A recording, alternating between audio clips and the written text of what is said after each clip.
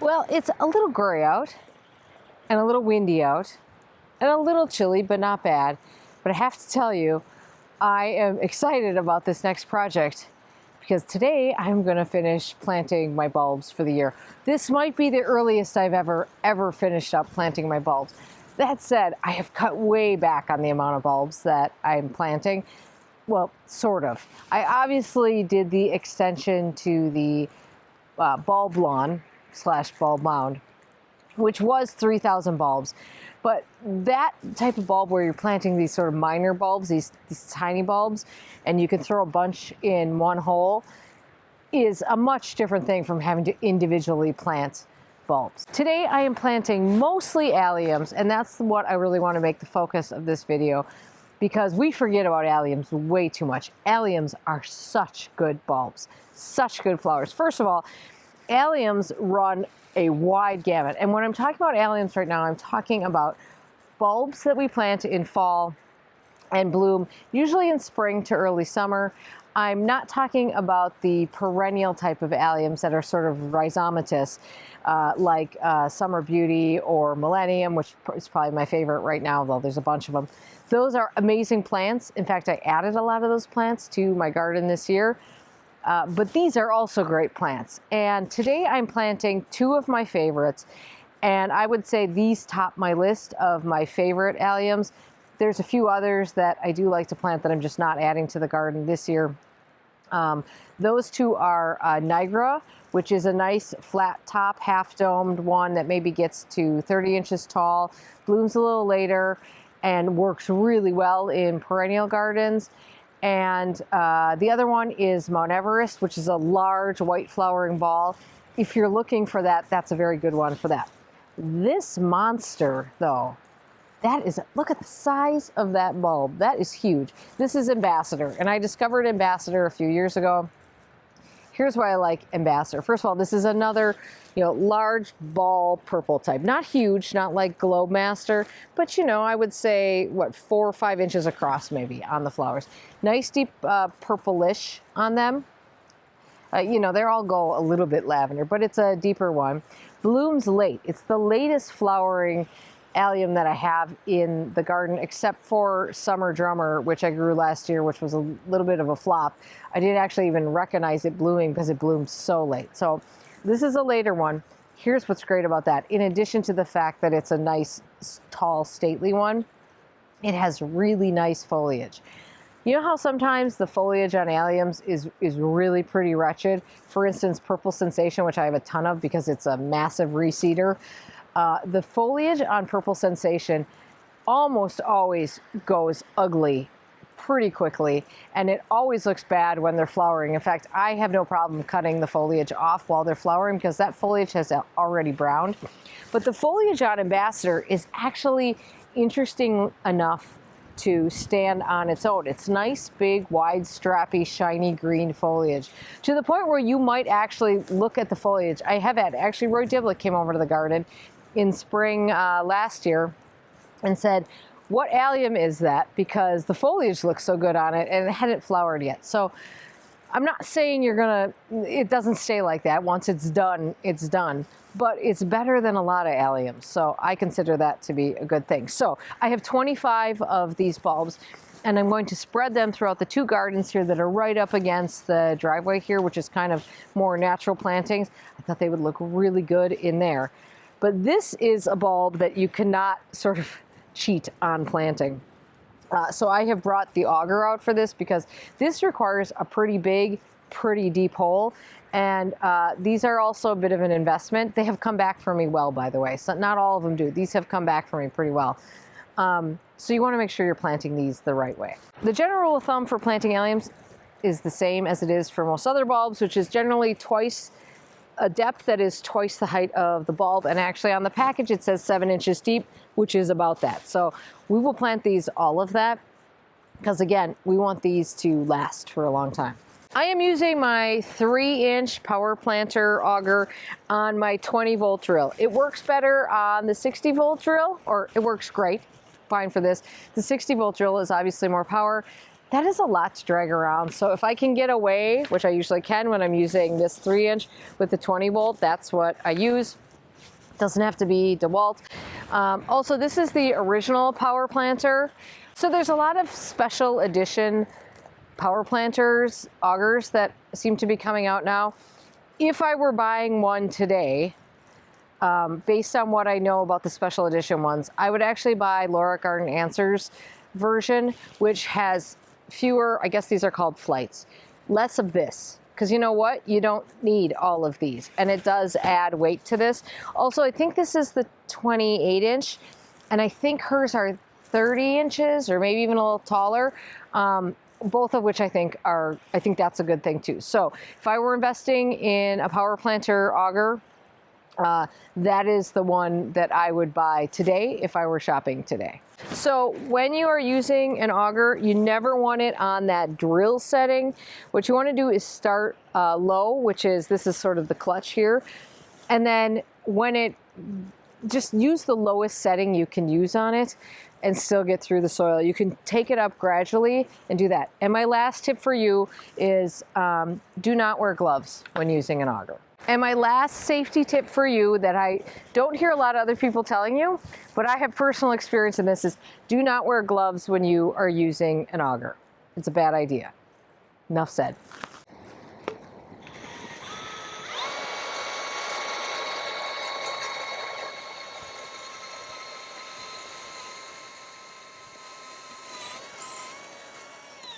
So I'm just kind of planting these randomly through here. And I'm going to try to divide them between the two sides of the garden.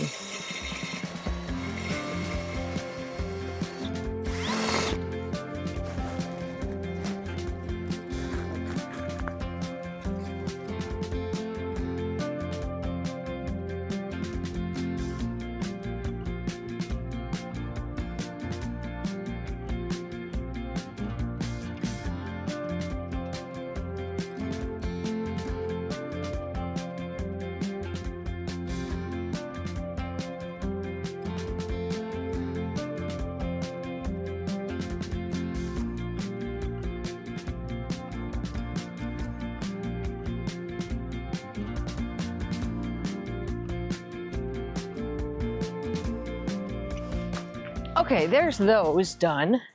As with all bulbs, basically pointy end up, flat end, or a little bit where the roots are coming out, goes down, you're good to go. All right, now I'm going to be planting another one of my favorites, which is christophi.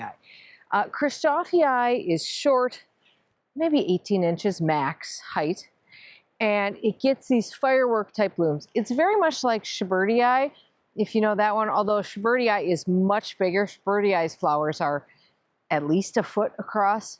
However, I find that christophi comes back for me much better than Schubertii. Schubertii for me doesn't come back. It's a one and done thing. I don't think it's ever overwintered for me or come back a second time. Christophi has, not at 100%, but pretty good. So every year I find that if I just plant a few of them, I have enough for the next year. Now, I have planted some right in this spot before, and I have noticed that that number is dwindling a little bit. So I'm going to put a few here, but I have none on the other side, so I'm going to put some over there as well. By the way, while I was in there, spotted a few weeds. This is, I know this weed well now, this is Dame's Rocket, which you know, is all grows over here in the ditch there, so it pops up all over the garden often. So whereas with the Ambassador, I planted those sort of randomly as basically individual ones, christophi looks best when planted in groups of 3, at least, I think. So that's what I'll be doing here is pretty close together, not right on top of each other, but groupings. Oh, and these don't have to go that deep. These are only 5 inches deep. So I could actually do those with a hand tool if I felt like it. But since I have this out. Now, of course, the beautiful thing about alliums is that they are generally very deer resistant. I'm not going to say deer proof. I used to say deer proof. And I have absolutely witnessed deer eating alliums myself, and other people have told me it happens. But it will not be the first thing that they go looking to eat. And certainly significantly more deer resistant than a tulip is, for sure.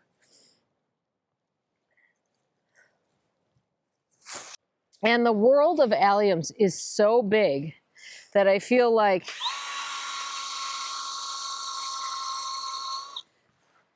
there are just so many interesting ones out there.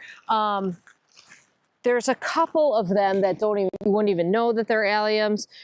Drumstick alliums are great little perennializers. They reseed quite a bit. It's just a fun bulb to experiment with. And I know it's not the first one that everyone thinks of when they think about planting bulbs. And maybe it should be.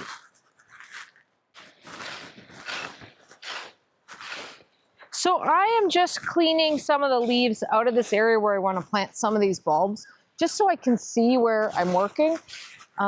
They're fine here. I just need to be able to see where I'm actually planting, which is kind of where a lot of this allium is growing here. So this is a Rake by Sneeboer. And I mean, at this point, you guys know that I'm obviously a fan of Sneeboer. And I have to say, I didn't think I would ever think rakes could be that different. But as it turns out, I was wrong, and this rake is so much better. So for ages, I've been using this metal expanding rake, and I thought that was pretty good because it's a rake. I mean, do we need a super specialized? Well, it is a specialized tool, but does it need to be a fancy tool if it's a rake? And I would have told you no, and now I'm going to tell you yes, because this thing is amazing. I don't know why this is so much better than any other rake, but I can guarantee you it has something to do with the distance between the tines and the firmness of the tines. Now, this is obviously a small rake, so this is not something you would rake your lawn with. I actually think they have a bigger version for that. We'd rarely rake the lawn anymore. We mostly run the lawnmower around and suck up leaves that way. But I do rake in beds. So I rake either areas where there are too many leaves in one area because I don't want big mats of leaves, or here where I need to work in a specific area and I got to clear it out and be able to see what I'm doing, or just for general neatening.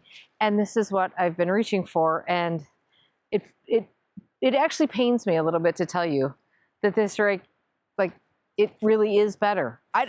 Literally, I would have said that a rake was like a mousetrap. Like, how can you make it better? And it turns out the people at Sneeboer made it better. So anyway, that is this rake that I'm using.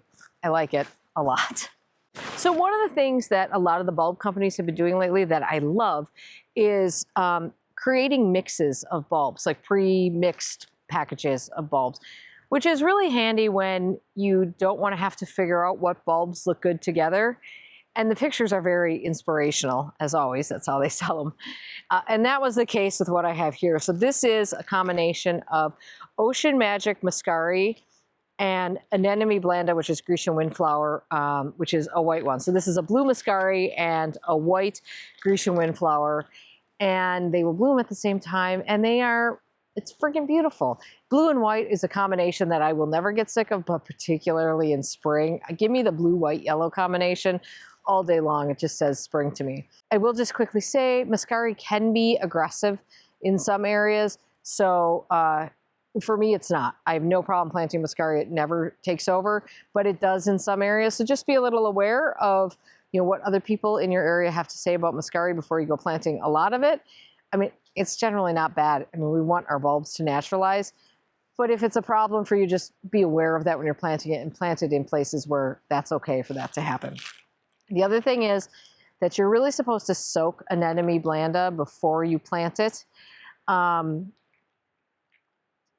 I didn't. We're not going to do that because I think it'll be fine no matter what. I think soaking is probably what you should do, but I want to get this project done and I didn't do it. So I think we're going to be fine. I'm pretty sure I've skipped it before.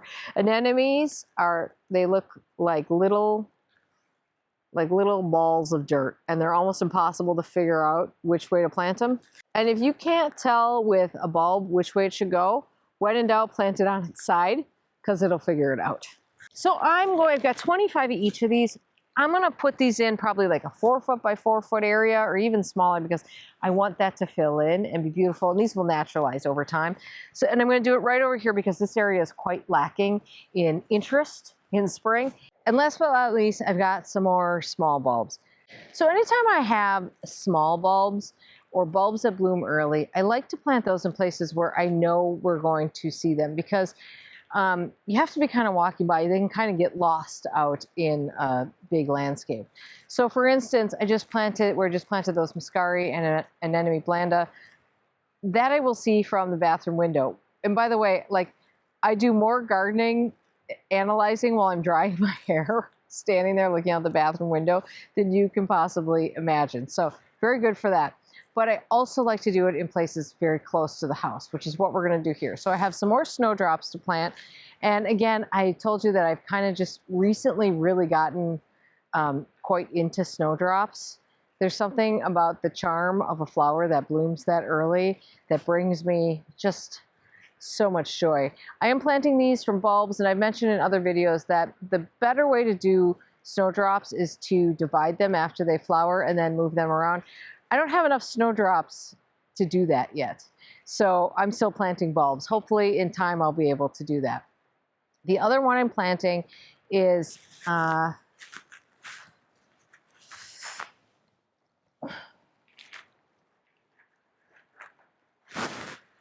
tête bouclée daffodil. So if you're familiar with tête-à-tête, which is the very small flowering daffodil that I put on the mound, one of my favorites, it's a total classic. Tête bouclée is a double form of that, and it's such a little sweetheart. So let me show you where these are going to go. So I'm going to put the daffodils here in this lady's mantle border. This is good for a couple of reasons. One, we're always out here. Like, this is, I mean, we're standing out here with the dogs all the time. Mostly just the one is the only one who needs supervision outside. So we're always over here. We see this area obviously all the time. But on top of that, the lady's mantle will cover up the foliage. It's small foliage on this, but the lady's mantle will cover, excuse me, hey, out of the garden, out, thank you. The lady's mantle will cover up any foliage, so I'm going to mingle those all through here. And I think I have, what here, 25 of these, 20 of these. So I'm going to just kind of put those throughout this area here. And then the snowdrops I'm actually going to put over in this bed over here, and just kind of, again, why not make this little circle area really pretty? There's not a lot of bulbs on this side of this. I've got quite a few that are on the other side, but not a lot that's happening over here.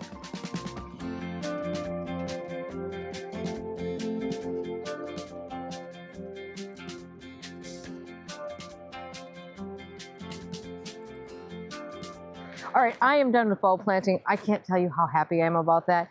I will always tell you that bulb planting is always worth doing. It just seems a lot more worth doing when you're enjoying it in spring than when you're doing it in fall. And I do love having items checked off the list. It feels very, very good. All right, I hope you guys are having a great day in your garden. If you are planting any bulbs, Godspeed, go for it. All right, see you soon. Thanks for watching. Planting. Sit here and be nice. Excuse me. Just put your butt down on. What are you doing? Ow. Ah, okay, that's enough. I have a message here from this dog. He would like to say thank you for watching. And if you liked the video, please like and subscribe.